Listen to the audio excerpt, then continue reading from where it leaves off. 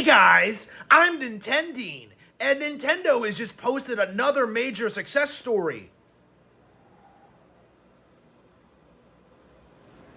It is crazy to see the pattern play out over the past couple of months because, as we all know, the Nintendo Switch 2 is a massive success story and everyone's enthusiastic about it, but the grifters aren't happy. People like RGT85 and Rich Tomorrow are just releasing these nonstop statements trying to weasel their way. Well, the Switch 2 is actually a huge failure because third-party games aren't selling on it, and because the Steam Deck is going to destroy it somehow, and Nintendo just the games are too expensive. You're constantly seeing excuses from these people, but they're not really talking about the reality of it. It's kind of remarkable how these people were dead silent when Nintendo posted their actual financial results. And yes, the Switch 2 is a massive success. It is doing very, very well. And what's more, unlike the 3DS, which saw a sharp sales decline in 2017,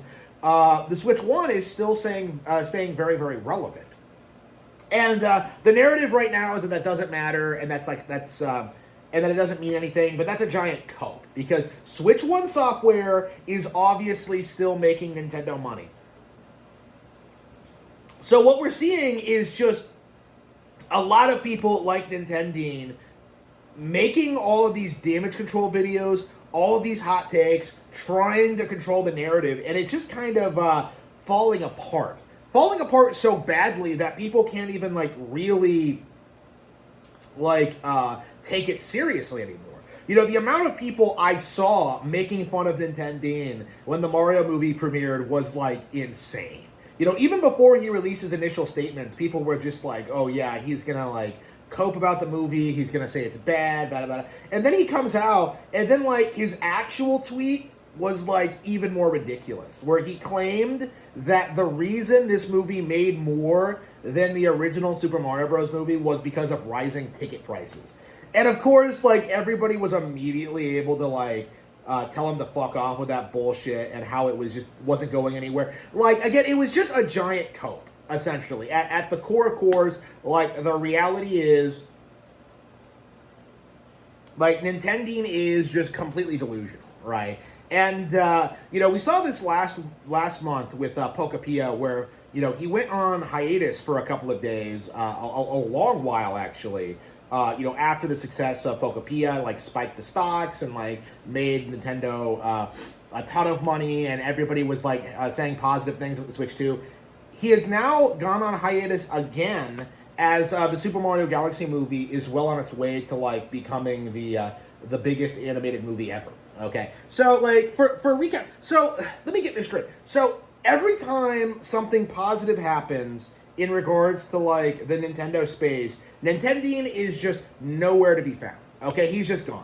He is just he is the black dad going out to get milk. He's just not coming back. Okay, it's so you're telling me that every time Nintendo posts a success story, Nintendeen is just gone. Okay, he's not making content. He's not talking about it because he's scared about people pointing out the obvious double standard. Because this is the problem with grifters like Nintendeen, is that they don't really seem to talk about the Nintendo stuff they like, and instead hyperfixate on the grift of saying how the company is perpetually failing. And as a result of that, anybody who goes into these channels with good faith, someone who isn't actively pushing an agenda, who likes the company, wants to see them do better, or wants an analytic take on the company, they're going to be very, very put off by the angle he takes. The idea that Nintendo is perpetually failing, that they're disrespecting the customers, that they're not putting out enough games, none of that is true, but all of that is part of the grift. It's the unique hate culture that has spawned around Nintendo since the 90s, since the Genesis Does commercials. It's just decade-long propaganda that a lot of people still buy into, and a lot of people still refuse to let go of.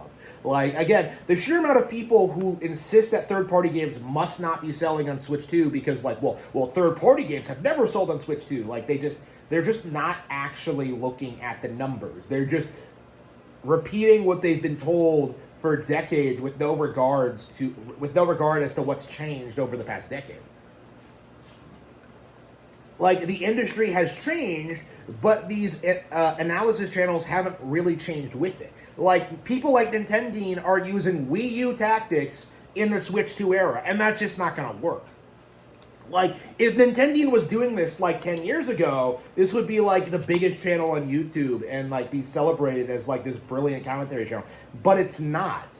Like, the simple fact of the matter is, it is completely impossible for Nintendo to just release a bad console and have it fail at this point. Like, it just isn't going to happen. Like, they're too well ingrained into the popular consensus. They control the under 13 demographic. You know, they are slowly introducing more and more like niche IPs. So you can't really say that they only have Mario, Zelda, and Pokemon anymore. You know, third parties have like bent the knee. Like, what exactly is Nintendo not doing at this stage? You know, you still see people say that, like, you know, the horsepower isn't there and that the online isn't as good as other platforms, but that's actually not true at all. And it's something that I think becomes more apparent the more time you spend with it. Like, these are narratives that are, like, decades out of date, essentially. And that's a problem with Nintendo's channel as a concept, is that he is going to keep complaining about Nintendo even as they keep breaking sales records and keep becoming like bigger and bigger hits. You know, one of his big copes was this idea was that like, well, Resident Evil Requiem did way better than Pokemon Pokepia, which first of all wasn't true, like at all. Like, Pokemon is a way bigger brand than Resident Evil. Even if Resident Evil Requiem did better than Pokepia, like Winds and Waves is going to come out next year and be bigger than that. But like, the other side to that though is that Resident Evil Requiem is actually on Switch 2. So even in that hypothetical scenario in which Resident Evil was way more popular and successful than Pokemon, it's still on the Switch 2, and it's still sold on the Switch 2. So the entire giant cope, which back in the PS1 days would be like a huge deal, like, it just doesn't work today. And this is like the result of just like Nintendeen in general. This is like the end result of like his grift, is that people are going to look at what he's saying and then look at the numbers and look at like what people are talking about and hyped for and realize that like, wow, this guy is saying how Nintendo has no games when my girlfriend just spent like 150 hours on Pokemon Pokepia, you know, like over the past 3 months, you know, like, again, I've seen that happen. Like, we saw that happen last month. Like, so many people really thought Pokepia was going to be this flash-in-the-pan thing that nobody would care about, and now it's probably the best game on the console so far. I wouldn't be surprised if it goes on to become one of the most beloved games of the generation. Like, that's how big it was. Like, I just don't understand why people like Nintendeen are still going along with the grift when, like, it's all just falling apart. And the sad thing is that he knows that, because his new strategy, instead of just uploading every day and complaining about everything Nintendo does, like, he has to go dark every time that they post a major success like this. So I think this is going to be a trend for him, is that, like, every time that Nintendo posts their, like, next big thing, whether it's the Mario Galaxy movie or Tamagotchi or whatever, like, Nintendeen is going to be mysteriously absent and then will come crawling out of the woodwork the instant that, like, the hype period passes and, like, he can start, like, grifting again. You know, this is the end result of this kind of channel. Like, he's just a bottom feeder complaining endlessly about a far more popular and successful company.